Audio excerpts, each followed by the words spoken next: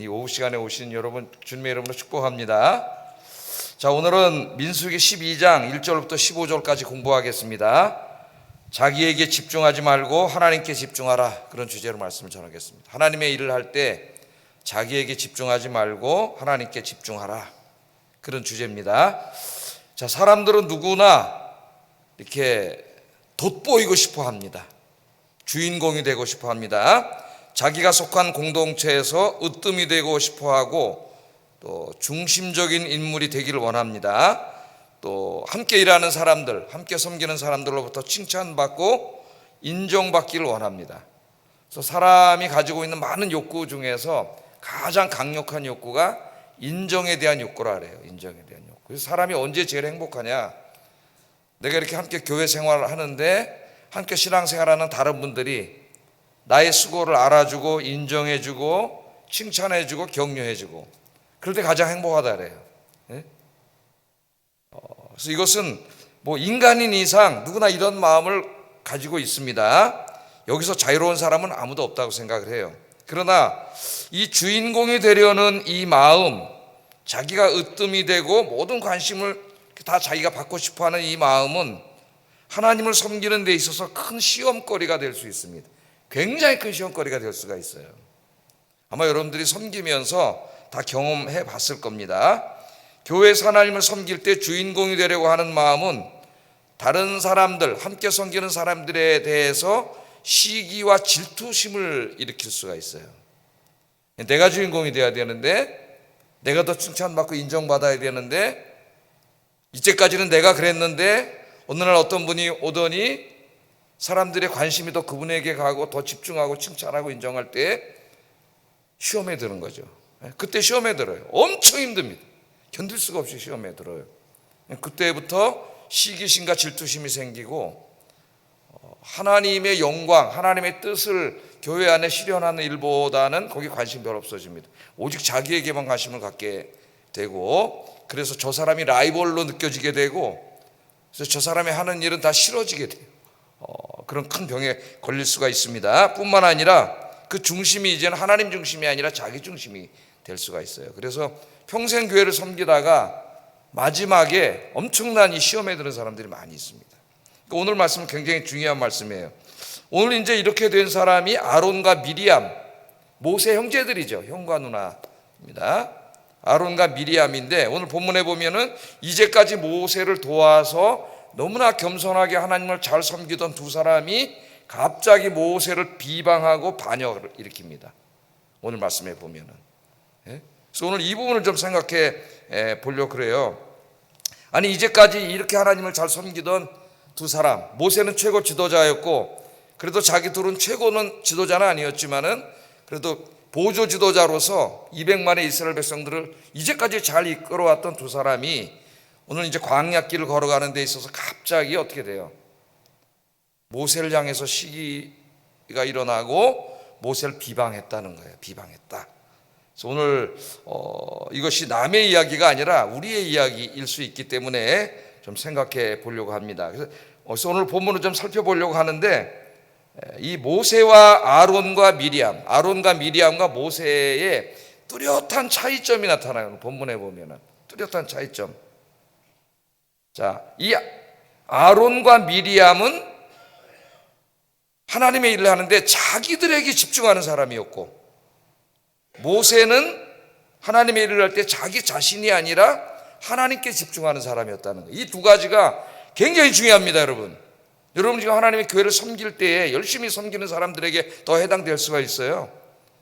이 나의 섬김이 하나님의 뜻이 우리 교회를 통해 이루어지고 하나님의 영광이 드러나게 하는, 거기에 내가 더 관심이 있는지, 아니면 내가 하는 일을 통해서, 내가 섬기는 일을 통해서 나 자신을 높이고 드러내는 데 관심이 있는지, 오늘 우리는 주님을 섬길 때 이것을 생각해 봐야 됩니다. 그러니까 아론과 미리암은 왜 시험에 들었느냐? 하나님이 아니라 자기에게 집중했기 때문에 시험이 들은 것이고, 모세는 이것을 슬기롭게 극복을 하고 공동체를 다시 회복해 하게 되는데, 모세는 자기에게 집중하지 않고 하나님께 집중했기 때문에 은혜롭게 이 문제를 해결할 수가 있었던 거예요. 모세도 자기에게 집중했으면 아마 여기 큰일 났을 겁니다. 여기 분열이 일어나고. 그래서 우리가 한번 생각해 보겠습니다.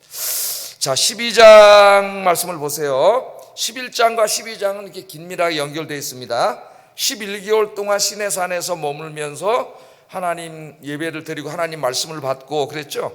그래서 이제 다시 광야길을 떠나는데, 광야길에 접어들자마자 큰 시험이 하나 왔죠. 11장에.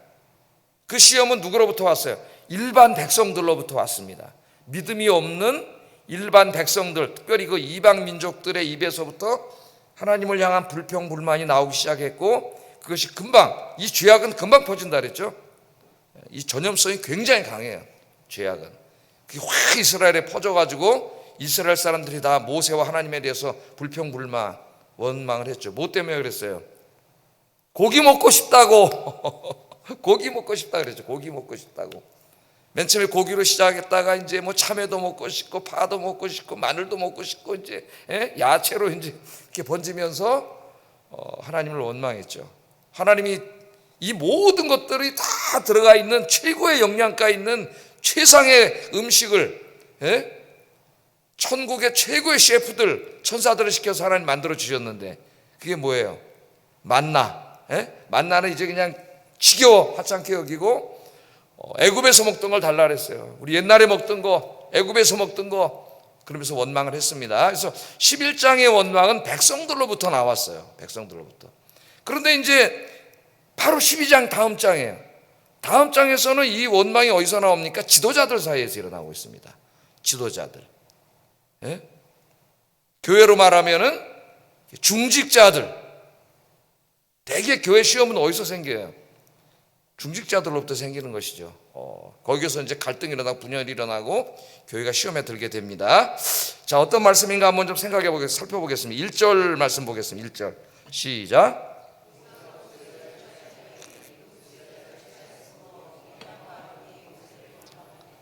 오늘 표면적인 이유를 보면은 1절이 표면적인 이유예요. 그런데 1절은 본질적인 이유가 아닙니다. 이제 본질적인 이유는 따로 있어요. 표면적인 이유는 뭐냐? 모든 사람들이 공감할 수 있는 이야기입니다. 공감할 수 있는 이야기. 그게 뭐냐? 모세가 구스 여자를 취하였다. 이거를 이제 그 모세를 비방하는 구실로 삼은 거예요. 진짜는 다른 데 있어요. 진짜는. 그거를 내세우면 사람들이 동조해 주지 않기 때문에 모든 사람이 동조할 수 있는 것을 이제 가지고 온 거예요. 모세가 구스 여자를 취하였더니 그 구스 여자를 취한 것을 빌미로 삼아서 미리암과 아론이 모세를 비방하고 반역했다, 이런 말입니다. 반역했다, 이렇게 나온 겁니다. 자, 그럼 1절을 이해하려면 우선 구스 여인이 누구인가를 알아야 되겠죠. 구스. 일반적으로 구약 성경에서 구스는 지금의 에디오피아와 그 조금 북쪽의 에집트의 남쪽 고까지를 포함하는데 주로 에디오피아 사람들을 이야기합니다. 그러니까 피부색이 좀 검죠. 그런데 모세가 이스라엘의 지도자인데 구스 여인을 아내로 취하였다는 거예요. 구스 여인을 아내로 취했다. 자, 이 구스 여인이 누구냐? 모세는 아내가 있어요, 없어요, 지금? 그 아내가 있는지 없는지도 몰라. 얼마나 지금 이 출애굽기부터 가르쳤는데 출애굽기 나오잖아요. 십보라가 아들까지 둘까지 낳는데 모세가 미디안에 가가지고 미디안 제사장의 딸 십보라하고 결혼해서 아들 둘 낳고 40년 동안 편하게 살은 이걸 나 있나 없나로 생각하면 안 되죠. 십보라라고 하는 아내가 있습니다. 있는데 여기 구스 여인을 취하였다. 그래서 일단의 구약 해석자들은 이 구스 여인을 십보라가 아닌 다른 여인으로 해석을 하는 사람들이 있어요. 십보라는 그럼 어디 갔냐? 죽었다는 거예요. 몇 달 전에 죽었다는 거예요. 한 1년밖에 안 됐는데 1년도 안 됐잖아요. 뭐 빨리 죽었다 그러더라도 아론에게 찾아올 때 애들 둘 데리고 찾아올 때 같이 왔잖아요. 십보라도. 그 몇 달밖에 안 됐는데 그 십보라가 죽어가지고 문자 그대로 구스 여인을 아내로, 이방 여인을 아내로 삼았다는 겁니다. 그래서 어떻게 당신이 이스라엘 지도자로서 이방 여인을 아내로 삼느냐? 그래서 비방을 했다는 거예요. 그렇게 해석하는 사람들이 있어요. 자, 그런데 이거는 좀 말이 되지가 않습니다. 아니, 불과 몇 달 전까지만 해도 십보라가 살아있었는데, 살아있었는데 뭘 십보라가 벌써 죽었는데, 그러면 몇 달 전에 죽었는데 벌써 모세가 이방 여인하고 결혼을 했다는 거예요. 그러니까 이 정황상 말이 되지가 않아요. 그래서 여기 구스 여인은 모세의 아내였던 십보라임이 틀림없습니다. 십보라를 말하는 거예요. 십보라, 모세의 아내 십보라를 말합니다. 그럼 십보라는 미디안 사람이잖아요. 미디안 제사장의 딸이었으니까. 미디안 여인인데 왜 구스 여인이라 그랬느냐? 우리 이제 하박국 3장 7절에 보면은 이 구스를 미디안과 동의어로 사용하는 말씀이 있어요. 하박국 3장 7절 한번 읽어보겠습니다. 시작. 예, 여기 구산이라고 하는 게 구스인데, 구스의 장막이 환란을 당하고, 즉 다시 설명하면 미디안의 휘장이 흔들리는도다. 그래서 구스와 미디안을 같은 동일어로 사용하고 있습니다. 그러니까 많은 부분에서 구스는 이디오피아지만은 때로는 미디안을 지칭하기도 한다는 것을 성경은 이야기하고 있습니다. 또 이제 이 십보라라고 주장하는 어떤 주석가들은 그 이제 광야에서 오래 살다 보니까 미디안 사람이었는데, 미디안이니까 지금 뭐라 하면 사우디아라비아나 뭐 이 정도 어디 되겠죠. 그런데 이제 햇볕에 오래 그을러서 피부색이 검어졌기 때문에 구스 여인이라고 했을 것이라고 추측하는 사람도 있어요. 하여튼 모든 정황을 볼 때에 구스 여인은 십보라입니다. 언제 모세 아내가 죽어가지고 그 죽은 지 몇 달도 안 됐는데 금방 또 구스 여인을, 모세가 이방 여인을 새로 피부색이 검은 아내를 얻어서 그렇게 했다는 것은 모든 정황상 맞지가 않아요. 그러니까 십보라예요. 십보라입니다. 십보라, 아내 십보라입니다. 자, 그렇다면은 아론과 미리암은 모세가 이미 십보라 이방 여인과 결혼해서 아이들까지 낳았다고 하는 사실을 너무너무 오래전부터 잘 알고 있는 사람이죠. 오래전부터. 예? 그런데 왜 지금 와서 갑자기 이걸 끄집어내가지고 모세를 비방할까요? 이게 비방했다는 얘기는 사람들이 좀 우리 편이 돼주세요, 그거 아니에요? 모세 형편없는 사람이다, 이방 여인을 아내로 삼았다, 이렇게 해서 이제 모세의 권위를 떨어뜨리려고 한 거 아닙니까? 도덕적인 어떤 신앙적인 흠결을 잡아가지고. 그 이걸 왜 지금 이 시점에서 하고 있느냐? 그걸 우리가 생각해 봐야 돼요. 자, 11장에서 생각을 해보세요. 이스라엘 백성들이 고기 먹고 싶다고 하나님을 원망하다가 하나님이 고기는 주셨지만 고기가 입에서 씹히기도 전에 많은 사람들, 그 악한 일을 주동했던 많은 사람들이 죽었어요. 이방인들도 죽었고, 그 강하게 동조했던 사람들도 죽었습니다. 그러니까 지금 이스라엘 사회 안에서 그게 불과 며칠 전에 있었던 일이에요. 이방인들에 대한 감정이 좋지가 않아. 저것들이 우리를 선동해가지고 하나님 앞에 죄를 짓게 해서 많은 사람이 죽었다. 상당히 지금 이방인들에는 감정이 좋지 않습니다. 지금. 그러니까 이런 것을 노린 거죠. 이런 것을 노린 거예요. 그래서 모세와 아론을 사람들로 하여금 좀 권위를 끌어내리고 자기 둘이 이제 그 자리를 차지하고 싶은데 뭐가 중요해요? 사람들이 동의를 해줘야 되잖아요. 동의를. 그러니까 그 동의가 바로 여기에 나온 거예요.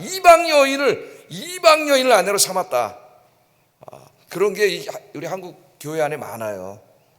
이제 맨 처음에 목사님 청빙에 오거나 뭐 이제 이렇게 할 때 여러 가지 이제 교단법이나 이런 데 약간 흠결이 있고 그렇지만 그땐 자기들이 청교리 할 땐 좋아서 그냥 쓱 이렇게 덮고 청빙에 왔다가 나중에 목회하는 중에 사이가 안 좋아지면 그걸 끄집어내 가지고 이제 그걸 문제 삼고 청빙 절차에 문제가 있다는 뭐 저를 찾아온 사람도 있습니다. 옛날 우리 노회 안에서. 그래서 제가 그때도 그걸 지적해 준 적이 있어요. 아니 그럼 맨 처음에 왜 그분을 담임 목사로 청빙할 때 그때도 뭐 여러 가지 의미를 얘기하기를 제가 이제 안 된다고 얘기를 했었거든요. 나중에 문제가 생긴다고. 아이 괜찮다고 그러던 그 장로님들이 찾아와서 나한테 그걸 얘기하더라고. 그때는 왜 괜찮았냐고 내가 그렇게 얘기를 한 적이 있는데 그런 경우예요. 자, 그러나 이거는 표면적인 이유고 진짜 이유는 2절에 있어요. 2절 딱 얘기하잖아. 2절. 그 얘기 딱 해놓고 2절을 딱 얘기합니다. 한번 읽어보겠습니다. 시작.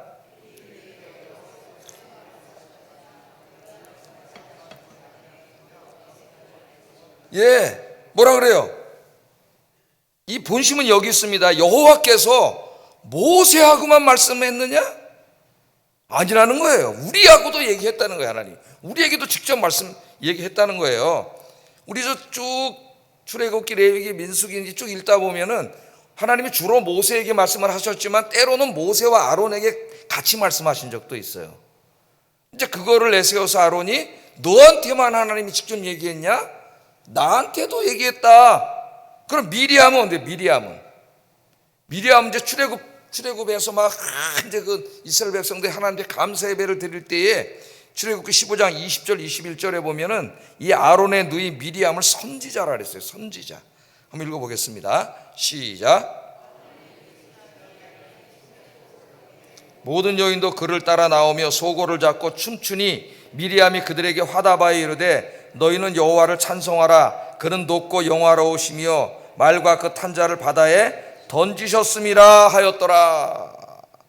자, 이렇게 해서 미리암도 선지자. 그러니까 이스라엘의 지도권을 하나님이 최고 지도자로 모세를 세우시고 그 다음에 보조 지도자로 아론과 미리암을 세워서 세 명의 지도자가 지금 200만이 넘는 이스라엘 백성들을 어떻게 해요? 인도하고 있는 상태입니다. 이제까지는 여기에 감사하면서 아론과 미리암도 보조 지도자로서 사역을 잘 감당해 왔어요. 이제까지. 그런데 왜 지금 갑자기 너하고만 하나님 얘기했냐? 우리하고도 얘기했는데 왜 네가 최고 지도자냐? 우리랑 너희가 뭐가 다르냐? 어떻게 한다는 거예요? 같은 급이라는 거죠. 같은 급. 우리 셋이 최고 지도자다. 동등하다. 이거 왜 주장했을까요, 여러분? 제가 이제 이 설교를 다 준비를 하고 챗GPT한테 물어봤어요. 이 설교를 집어넣고 야, 잘 들리겠냐? 청중들이. 그랬더니 목사님 정말 중요한 고민을 하고 계시는군요. 목사님 훌륭하십니다. 청중들이 들릴까 안 들릴까를 고민하는데 칭찬을 해주면서 너무너무 잘 들립니다 그러더라고요. 챗GPT는 똑똑하니까 제일 똑똑한 잘 들립니다 그러더니 그런데 좀 너무 이제 신학적인 설명이 많고 역사적 뭐 이런 설명이 많다 보니까 일반 청중이 듣다가 좀 이렇게 힘들지 않겠습니까? 지루하지 않겠느냐. 그런 좋은 조언을 해주더라고. 그러니까 좀 이렇게 자세하게 설명할 필요 있겠느냐 그런 거예요. 이걸 줄여서. 근데 여러분 우리 아영교 성도님들은 똑똑하시고 그 말씀이 왜 그런가를 잘 따져서 이해하는 분들이라고 난 생각을 합니다. 제가 이때까지 그렇게 설교를 해왔고 그리고 특별히 수요일 날은 단지 설교만이 아니라 성경 공부하는 시간이에요. 공부하는 시간. 그래서 왜 그런가? 원래 제가 그런 사람이에요. 이게 이렇고 이래서 이렇다는 논리적인 논리가 없으면 저는 설교를 듣지를 못했어요. 고등학교 다닐 때도 못 들었습니다. 그래서 목사님들이 너무 막 논리의 비약으로 막 이 얘기 저 얘기 막 하면은 설교가 들리지가 않아요. 제가 그런 사람이다 보니까는 그렇게 하라 하는데 하여튼 여러분 잘 공부를 해보세요. 공부를. 자, 11장하고 연결을 해야 돼요. 성경을 그렇게 읽어야 돼요. 우리가 사실은 챗GPT가 우리 대한민국 성도님들을 너무 좀 그렇게 생각하는 게 아니라 이런 생각이 들어요. 자, 11장에서 어떤 일이 있었어요?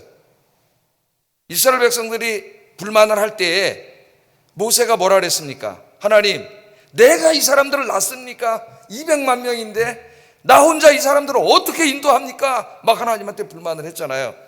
그럴 때 하나님이 그거 이해를 해 주셨어요. 그래, 너 혼자 하기 힘들겠다. 모세하고 미리암 있지만은 그러면은 이 지금 200만 중에서 제일 신앙과 인격이 훌륭한 경륜이 있는 사람 70명을 뽑아라. 그 사람들 70명을 내가 장로로 세워서 너를 돕게 하겠다. 기억나시죠? 지난주 홍보에서 70명의 장로들을 뽑았습니다. 70명의 장로를 뽑았는데 그 뽑아서 하나님 앞에 세웠더니 놀라운 일이 벌어졌어요. 모세와 아론과 미리암에게만 임했던 하나님의 영이 70명의 장로들에게도 임했어요. 그래서 그들이 막 예언을 하기 시작했습니다. 예언을. 그래서 70명을 뽑았는데 거기에 두 사람은 못 왔어요. 근데 그 못 온 두 사람에게도 성령이 임했어요. 그걸로 봐서 두 사람 모세를 거역하려고 못 온 게 아니라 무슨 사정이 있었던 것 같아요. 성령 임한 걸로 봐서는 그 사람들에게도 막 성령 임해가지고 70명이 막 예언을 하는 일이 벌어집니다. 25, 26절 한번 읽어보겠습니다. 시작. 11장 25, 26 시작.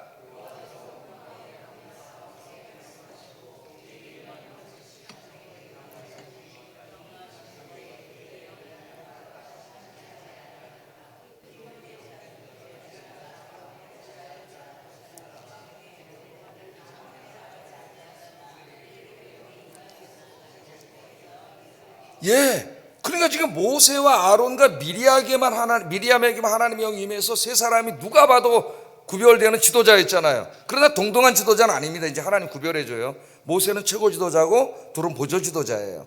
이렇게 이제 해서 세 명이 지도자였는데 갑자기 성령을 받아서 예언하는 사람이 몇 명이 됐어요. 70명이 더 생겼어요. 70명이.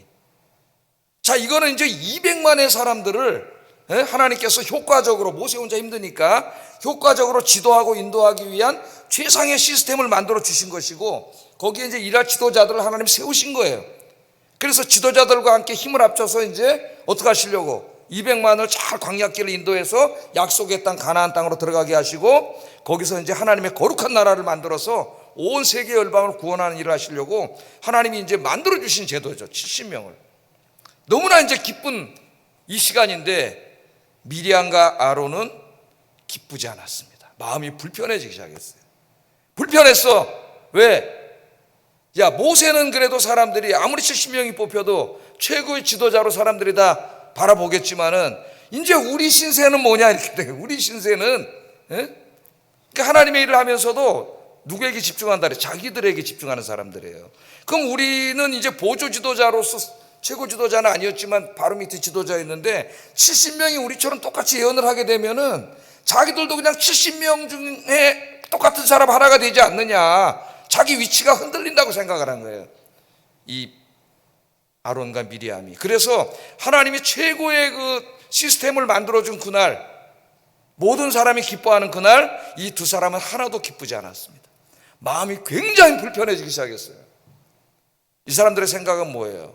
모세만이 원탑이 아니라 70명은 뽑혔고 그 위에 이제 우리 둘까지 합쳐서 3명이 쓰리탑이 돼야 된다. 쓰리탑이.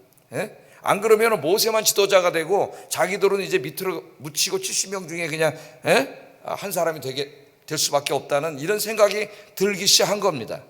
그러니까 하나님의 일을 하면서 하나님께 집중을 했다면 하나님의 영광이 드러나고 하나님의 뜻이 이루어지고 하나님의 계획이 성취되는 데 집중을 했다면 기뻐했을 거예요. 이날 하나님 그렇게 되도록 최고의 시스템을 만들어줬잖아요. 70명의 지도자로 세워주셨잖아요. 그런데 이 두 사람은 하나님이 아니라 자기 자신에게 집중하고 있었기 때문에 자기의 위치가 자기의 위치가 자기들이 둘이 해야 될 일을 70명이 다 해버리면 이게 어떻게 되는 거예요? 자기들이 옛날처럼 이제 그렇게 되지 않을 거라는 거예요. 그래서 이 기쁜 날 모세를 원망하고 하나님을 원망하고 결국 하나님을 원망한 거예요. 왜? 하나님이 세워주셨잖아요. 하나님이 세우신 새로운 시스템 70명의 집단 지도 체제가 마음에 들지 않아. 왜? 자기 둘이, 모세는 내버려도 자기 둘이 떠야 되는데, 최고의 자리에 앉아야 되는데, 으뜸이 돼야 되는데 70명이 생긴 거예요. 70명이.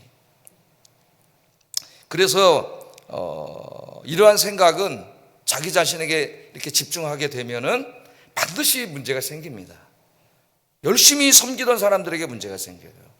그래서 우리가 기도해야 돼요. 여러분 빌립보서에도 보면은 유오디아와 순두계라는 두 여인이 있죠. 빌립보 교회에서 제일 열심히 섬기던 두 여인입니다. 교회에서 누가 봐도 제일 열심히 하는 두 사람이에요. 봉사하던 사람인데 근데 두 사람이 다툼과 갈등을 일으켰어요. 그래서 바울이 편지를 보내면서 하나가 되라고 권면을 하고 있지 않습니까? 왜 다툼과 갈등을 일으켰을까요? 두 여인은 누가 봐도 교회에서 최고로 봉사 많이 하는 사람. 근데 가만히 보면 이 두 사람은 관심이 어디 있어요? 하나님께 집중하는 사람이 아니라 자기에게 집중하는 사람이에요. 그러니까 자기가 으뜸이 돼야 되는데 이쪽에 또 하나가 있잖아요. 둘이 라이벌이 생기잖아요.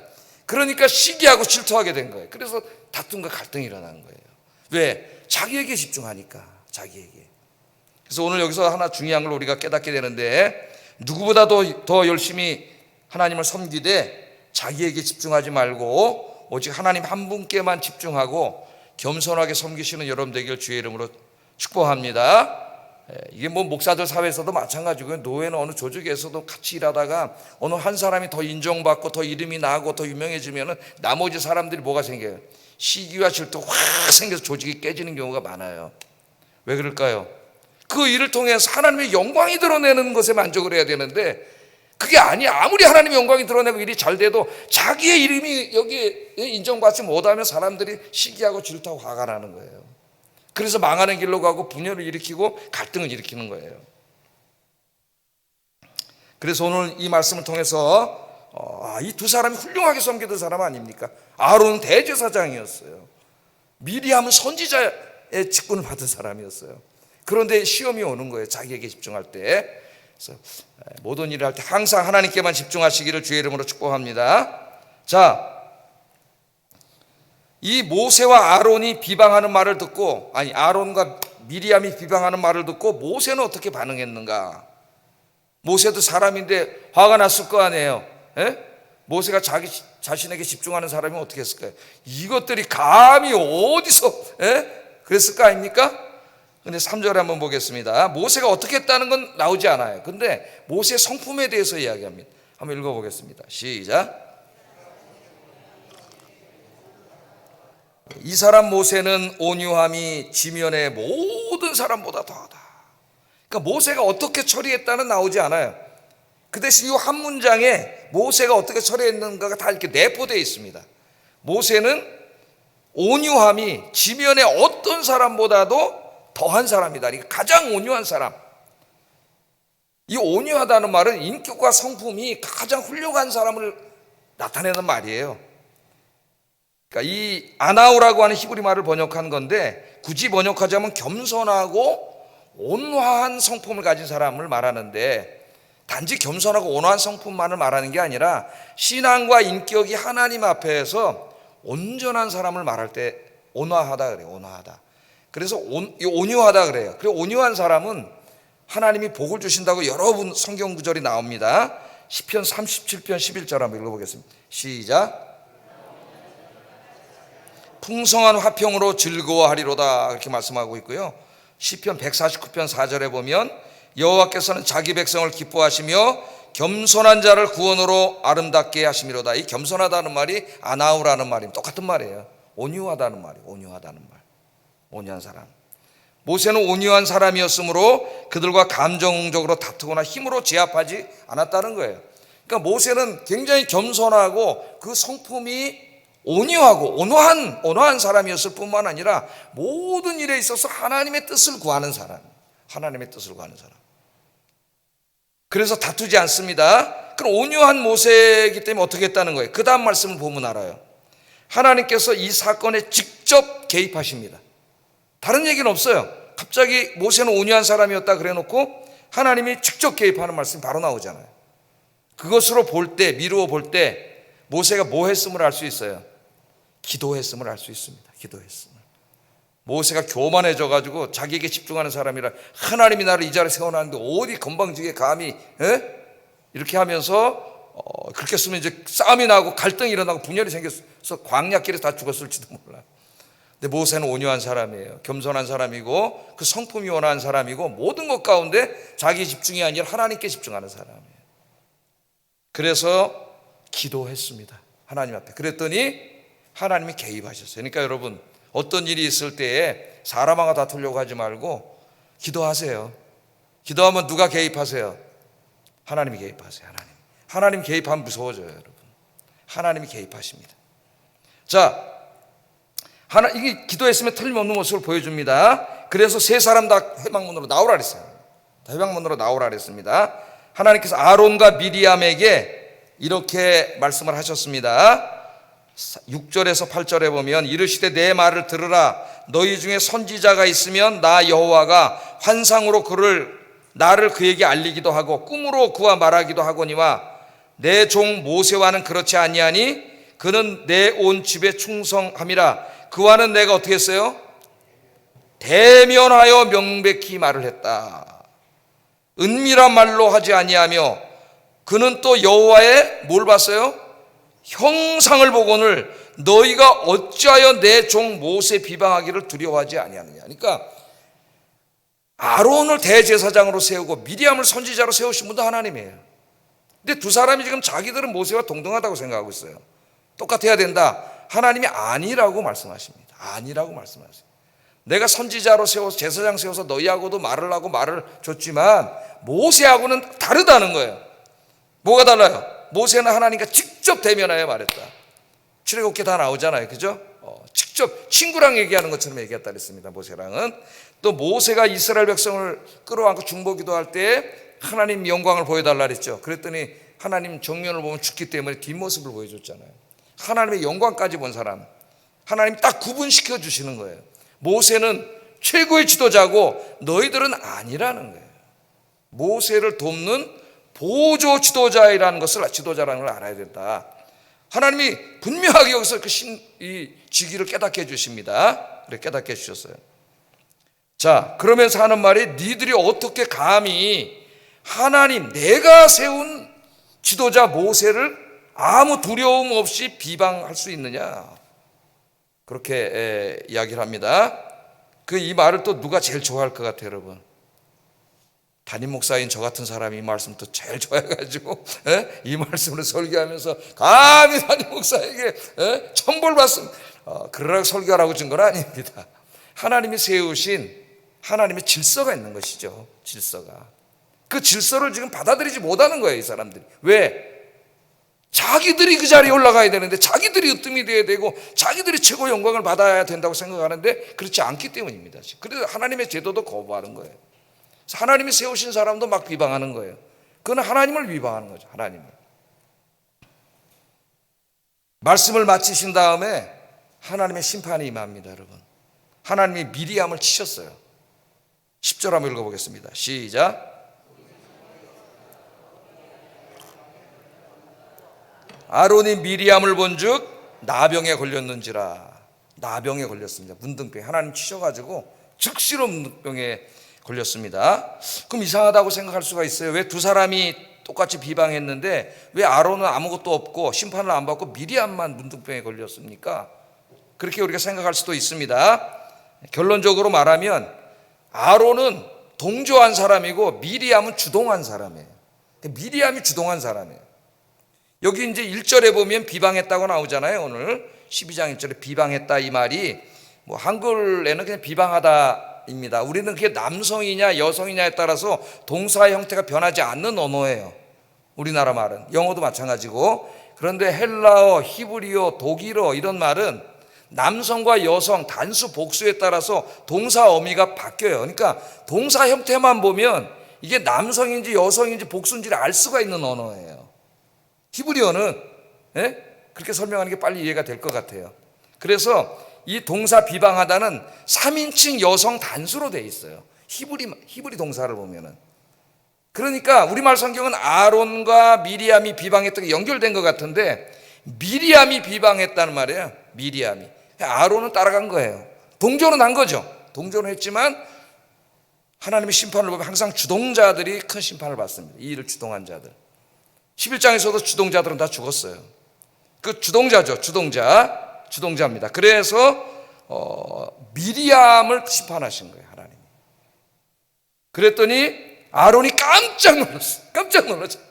그래가지고 막 모세한테 매달려서 미리암을 낳게 해달라 그러잖아요. 왜 이렇게 깜짝 놀라서 미리암을 위해서 기도해달라 그랬을까요? 다음은 자기 차례잖아, 자기 차례. 그 말이 나와요. 11절 12절 한번 읽어보겠습니다. 시작.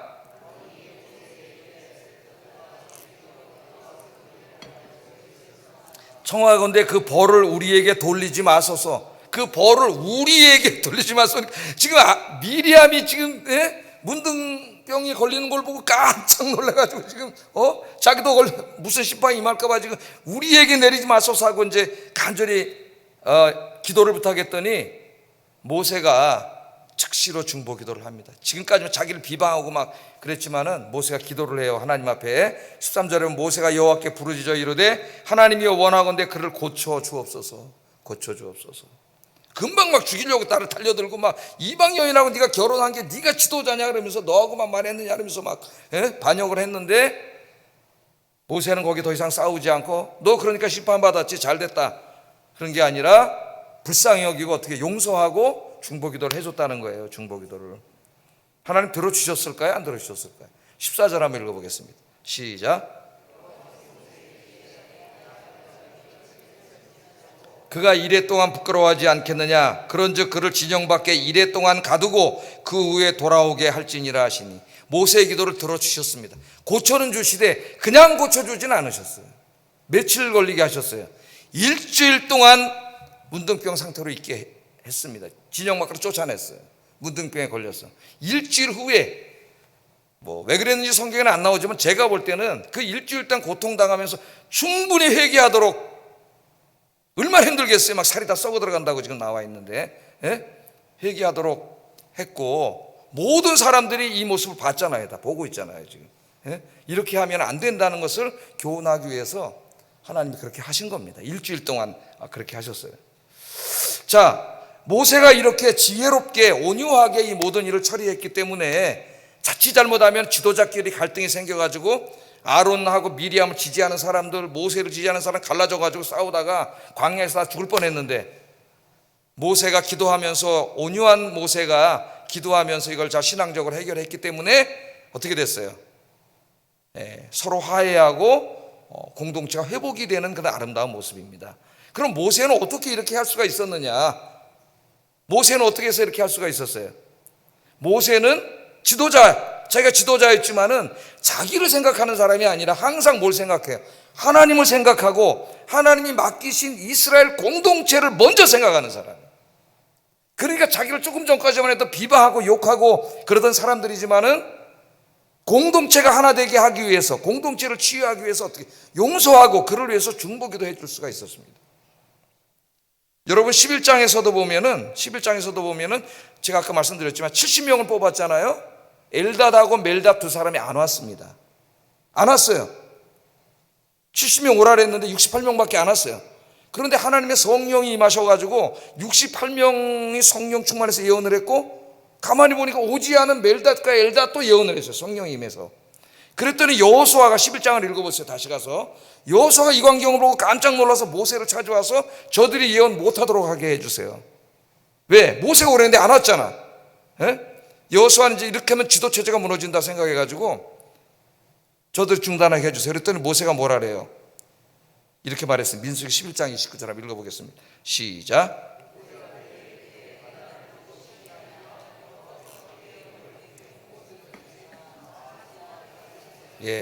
모세가 뭐라 그래요? 여호수아에게 네가 나를 위해서 시기하느냐 그러잖아요. 지도자의 말을 듣지 않았는데, 근데 모세가 보니까 두 사람이 오진 않았습니다. 감히 안 왔어요. 근데 왜 안 왔는지는 모르지만 안 왔는데 기분이 나쁜 거죠. 벌을 줄 수도 있는데, 가만히 보니까 저 사람들에게도 성령이 임했어. 저 사람들도 하나님이 막 성령을 따라 막 예언을 해요. 그러니까 모세는 이미 판단한 거야. 저 사람이 나를 거역하려고 안 온 게 아니야. 왜냐하면 거역하려고 안 왔으면 성령이 임할 리가 없잖아요. 거기 성령이 임한 걸로 봐서 무슨 사정이 있어서 못 왔고, 하나님도 그걸 알기 때문에 성령이 임하셨다는 걸 아는 거예요. 그런데 결과적으로 보니까 두 사람도 예언하면서 공동체 전체에 은혜를 끼치고 하나님의 뜻이 이루어지고 하나님의 영광이 드러나게 하는 거예요. 지금 같이. 그러니까 이 모세가 뭐라 그래요? 네가 나를 위해서 시기하느냐? 그럴 필요 없다. 이게 다 하나님의 영광이 드러나는 일이라면은 나는 이 70명이 아니라 우리 모든 사람이 다 우리하고 똑같은 이런 성령 충만한 사람이 되기를 원한다. 모세가 그렇게 얘기를 하잖아요. 그러니까 이 모든 것에서 볼 때 모세는 마음이 굉장히 큰 사람이고 자기에게 집중하는 사람이 아니라는 거예요. 자기를 높이는 사람이 아니라 항상 사명 중심, 하나님 중심. 그렇기 때문에 자기가 높아지는 데 관심을 두지 않고 하나님의 영광이 드러나고 하나님이 맡겨주신 일이 잘 되고 공동체가 하나가 되고 은혜가 충만하고 여기에 관심이 있기 때문에, 그렇게 공동체가 되는 일이라면 그 일을 누가 하든지, 내가 명령했는데 안 온 저 멜닷과 에닷이 하든지 누가 하든지 모세는 상관이 없어요. 기쁜 사람이에요. 왜? 하나님의 영광이 드러나고 하나님 일이 잘 되고 있잖아요. 쉬운 것 같습니까? 무진장 어려운 일입니다. 무진장. 여기 있는 솔직히 저 목사인 저 자신도 무진장 힘든 일이에요. 그래서 우리가 늘 기도해야 돼요. 기도해야 됩니다. 나에게 집중하지 않고 하나님께 집중하게 하시고 하나님 맡겨준 사명에 집중하게 해주세요. 여러분들 기도하시길 바랍니다. 바울이 나중에 빌립보 성도들에게 이렇게 얘기하잖아요. 빌립보서 1장 15절 18절에 어떤 이들은 투기와 분쟁으로, 어떤 이들은 착한 뜻으로 그리스도를 전파하나니 이들은 내가 복음을 변증하기 위하여 세우심을 받은 줄 알고 사랑으로 하나 그들은 나의 매임에 괴로움을 더하게 할 줄로 생각하여 순수하지 못하게 다툼으로 그리스도를 전파하느니라. 그러면 무엇이냐? 거칠애로 하나 참으로 하나 무슨 방도로 하든지 전파되는 것은 그리스도니 이로써 나는 기뻐하고 또한 기뻐하노라. 아멘. 이게 성령 충만한 사람의 대인배의 마음. 자, 바울이 감옥에 갇혀 있잖아요. 그랬더니 바울과 라이벌 의식을 가졌던 선교사들이 있었던 것 같아요. 야, 바울이 감옥에 갇혔을 때 잘 됐다. 우리가 열심히 전도해가지고 더 막 이렇게 교회 크게 하자. 막 그랬던 거예요. 그걸 와서 이제 보고를 하는 거예요, 바울에게. 그럼 이제 보통 사람 같으면 화 나고 이제 내가 감옥에 있을 때 이놈들이 그래? 막 경쟁심이 생길 수 있을 텐데 바울이 뭐라 그래요? 어떤 사람은 좋은 마음으로 전하는 사람도 있고 어떤 사람은 지금 이 사람들처럼 시기와 질투, 바울 경쟁심으로 하는 사람도 있겠지만은 결국 전파되는 게 그리스도 아니냐? 결국 교회가 더 많이 생기고 하나님 나라가 확장되는 거 아니냐? 그러니까 나는 기쁘다. 기쁘다. 할렐루야. 할렐루야. 우리 목사들이 먼저 배워야 되고, 우리 모든 섬기는 분들이 배워야 됩니다. 그래서 이 결론 빌립보서 1장 20절에 이렇게 말합니다. 내가 간절한 기대와 소망을 따라 아무 일에든지 부끄러워하지 아니하고 지금도 전과 같이 온전히 담대하여, 그 다음 중요해요, 내가 살든지 죽든지 내 몸에서 그리스도가 존귀하게 되기를 원하노라. 아멘. 사도 바울이 이제 감옥에 있지 않습니까? 재판을 기다리고 있어요. 유죄 판결 나면 정치범으로 들어갔기 때문에 죽습니다. 죽든지 살든지. 그러니까 그 말은 내가 감옥에서 사형 언도를 받아서 죽든지 아니면 무죄 판결을 받아서 살아나오든지 자기는 거기 관심이 없다는 거예요. 죽든지 살든지 자기 중요한 건 뭐예요? 내가 죽는 일이, 순교하는 일이 주님을 존귀하게 만든다면 죽는 일이 좋은 것이고, 자기에게는 내가 석방돼서 더 주의 일을 하는 게 주님을 존귀하게 하는 일이라면은 내가 석방돼 나오는 게 자기에겐 좋다. 바울이 이렇게 얘기합니다. 그러므로 사느냐 죽느냐가 중요한 게 아니라 내 몸에서 뭐가 되는 게 중요해. 그리스도가 존귀히 되는 게 중요하다. 여러분, 이 말씀 우리 가슴에 새기고 항상 이제는 오늘 밤 주인공은 나야 나가 아니라 오직 나를 위해 십자가에 돌아가신 주님만을 위해, 하나님의 영광을 위해 나 중심이 아니라 하나님 중심으로 생각하고 섬기는 여러분 되기를 주의 이름으로 축복합니다. 그러면 항상 행복해요. 내가 안 해도 저분이 우리 교회 와가지고 새로 오신 분이 너무 저 일을 잘해서 옛날에 내가 하던 일인데 그 일을 더 잘해, 더 사람들이 칭찬을 해줘. 기도 안 한 사람 못 견뎌요. 여기서 저 사람이 괜히 꼴보기 싫어지고 미워지고 막 일이 안 되게 하고 안 도와주고 그럴 수가 있어요. 그런데 우리가 기도하면은 어떻게 돼요? 이 마음이 넓어지고 내가 아니라 하나님 중심의 삶이 됩니다. 시간에 기도하겠습니다. 자, 오늘 전한 말씀은 평생 교회를 섬기는데 시험에 들지 않고 은혜롭게 교회를 섬기는데 굉장히 중요한 말씀입니다. 첫째, 하나님의 일을 할 때, 교회를 섬길 때 나 자신을 앞세우고 나 자신에게만 집중하지 않게 하소서. 이걸 늘 기도해야 돼요. 늘 기도. 두 번째, 늘 겸손하고 온유한 마음으로 나 자신에게 집중하기보다는 하나님께 집중하며 섬기게 하소서. 그러면 하나님의 일이 잘 되면 무조건 좋은 거죠. 행복하고. 세 번째, 하나님께서 세우신 영적인 지도자와 마음과 뜻을 합쳐서 잘 섬기게 하소서. 기도하겠습니다.